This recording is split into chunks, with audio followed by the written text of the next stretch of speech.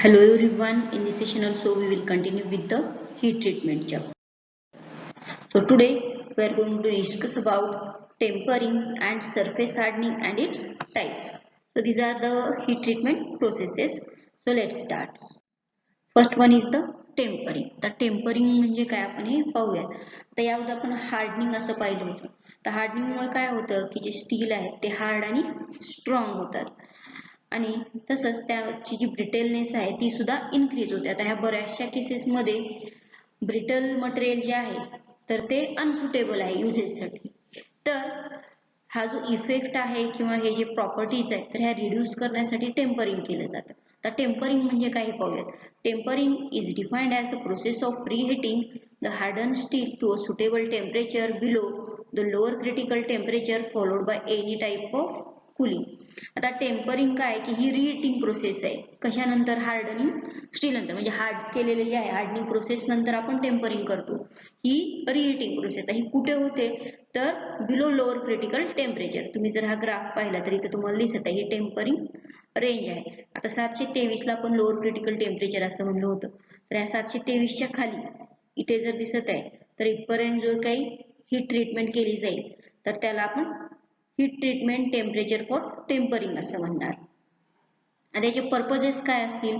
To reduce the hardness brittleness and tensile strength, then to increase the ductility and toughness. आता तुम्ही जर इथं graph पाहिला तर इथं काय केलेलं आहे की हार्डनेस ब्रिटलनेस टेन्साईल स्ट्रेंथ जी आहे ती रिड्यूस म्हणजे हे कमी झालेली आहे. आणि डक्टिलिटी आणि ही टफनेस ही काय झालेली आहे इन्क्रीज झालेली आहे. तसंच to relieve the internal stresses and strains in steel and to increase the shock absorbing capacity. तर हे झाले टेम्परिंगचे पर्पसेस. नेक्स्ट प्रोसेस असेल सरफेस हार्डनिंग. आता सरफेस हार्डनिंग केव्हा रिक्वायर्ड असते तर बघा आता इथे काही ऍप्लिकेशन्स दिलेले आहेत. गिअर आहे, कॅमशाफ्ट आहे, पिस्टन पिन्स आहेत किंवा असे बरेचसे ऍप्लिकेशन्स असतात जिथे रिक्वायर्ड काय असतं तर हा कोर हा सॉफ्ट आणि टफ पाहिजे आणि हा आउटर पोर्शन जो आहे म्हणजे सरफेस जो आहे तो हार्ड आणि वियर रेजिस्टन्स पाहिजे. का इथं पण बघा हा जो मधला पोर्शन आहे हा सॉफ्ट टफ पाहिजे. बाहेरचा हा जो पोर्शन आहे इथला टीथच्या इथला तर हा हार्ड आणि वियर रेजिस्टन्स पाहिजे.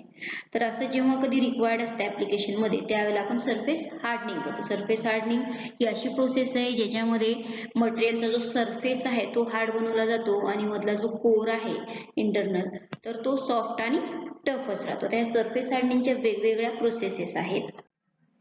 तर एकूण 5 मेथड्स असतील. Carburising, nitriding, cyaniding, flame hardening and induction hardening. आता या प्रत्येकाविषयी आपण माहिती घेऊया. पहिला असेल कार्बोरायझिंग.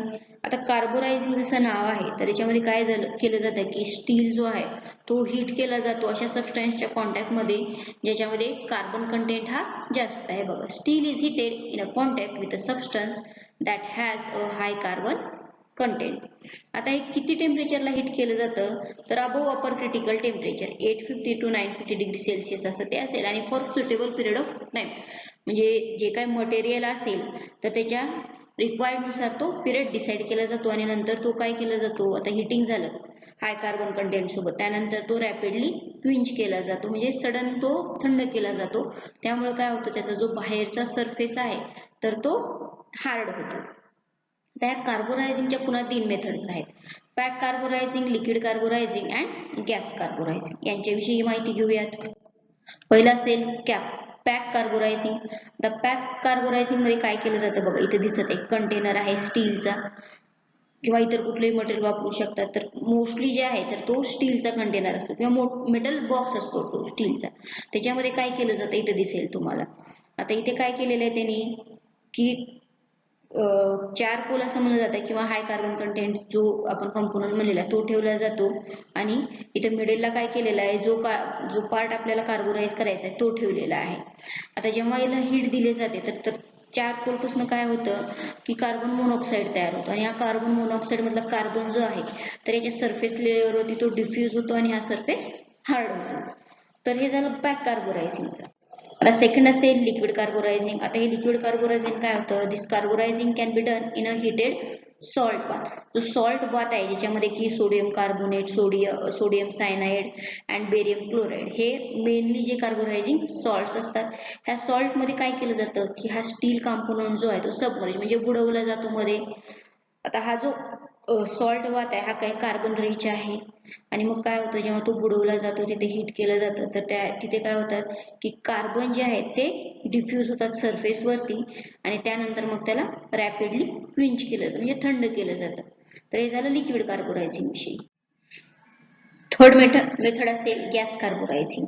आता ही सिमिलर टू पॅक कार्बोनायझिंगच असते. यामध्ये काय केलं जातं की जसं गॅस टाईट कंटेनर आहे तर यामध्ये तो पार्ट जो आहे तो पुट केला जातो आणि त्यानंतर काय होतं की त्या कंटेनरला एक्झिट आणि इनलेट असे वॉल असतात किंवा वेंट असतात. त्या वेंटद्वारे काय केलं जातं की गॅसेस सोडले जातात. तर मेनली कुठले असतात तर मिथेन, प्रोपेन हे मेन गॅस असतात जे त्या कंपोनंट मध्ये रिॲक्ट होतात आणि त्याच्यावरती कार्बन डिफ्युजन केलं जातं आणि त्यानंतर मग हा क्विंच म्हणजे थंड केला जातो. तर ही झाली गॅस कार्बोनायझिंग मेथड.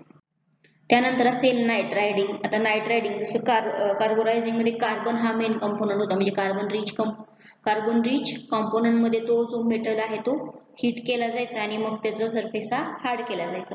आता इथं नाईट रायडिंग मध्ये काय केलं जातं तर जो कंपोनंट आहे तर तो नायट्रोजन रिच जो सबस्टन्स असतात त्याच्यासोबत तो हीट केला जातो. आता याच्या सुद्धा वेगवेगळ्या मेथड्स आहेत.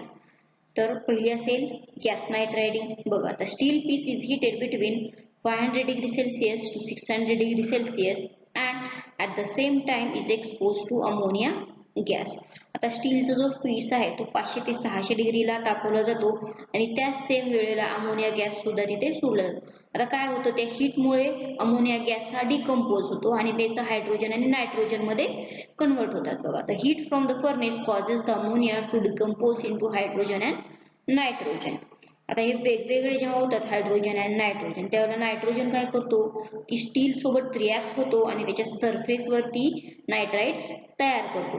आता हे नायट्राइड्स काय करतात की स्टीलला हार्डनेस आणि वियर रेजिस्टन्स प्रोव्हाइड करतात. बघा nitrogen reacts with the elements in the steel to form nitrides in outer layer of the steel providing high hardness and wear resistance.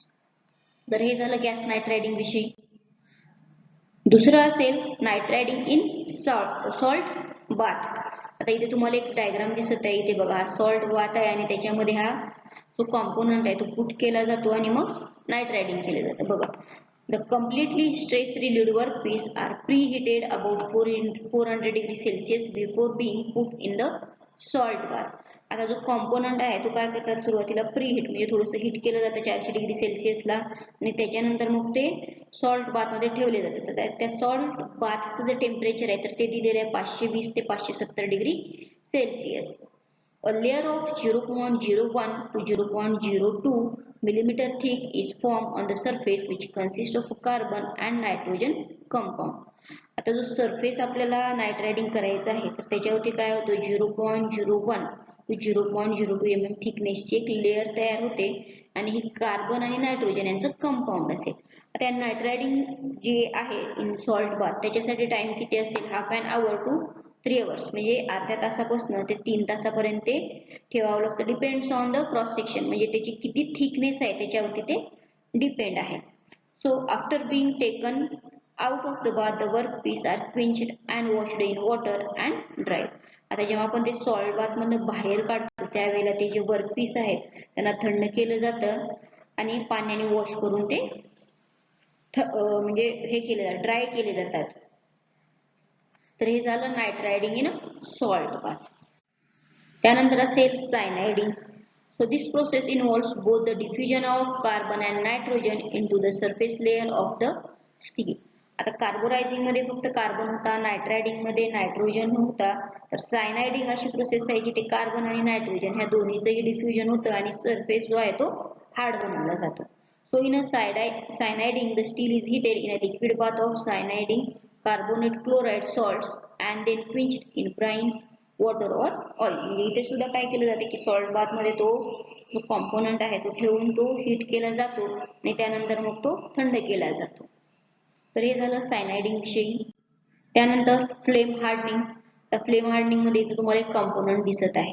या कॉम्पोनंटला इथे जर तुम्ही पाहिलं तर हे काय दिसत आहे तुम्हाला की वॉटर म्हणजे लगेचच इथे कूलिंग केली जाणार आहे आणि इथे काय हा गॅस आहे आणि हा गॅस पाईप आहे आणि इथे टॉर्च दिसत आहे. ह्या टॉर्च मुळे काय होतं की इथे हा जो आहे तो इथला जो पोर्शन असणार आहे म्हणजे लेअरचा इथला तर हा गरम केला जाईल. बघा it is a process of surface hardening by which steel or cast iron is heated very rapidly to a high temperature above the hardening temperature by a flame produced by the special type burners and then cooled almost immediately by spraying of water.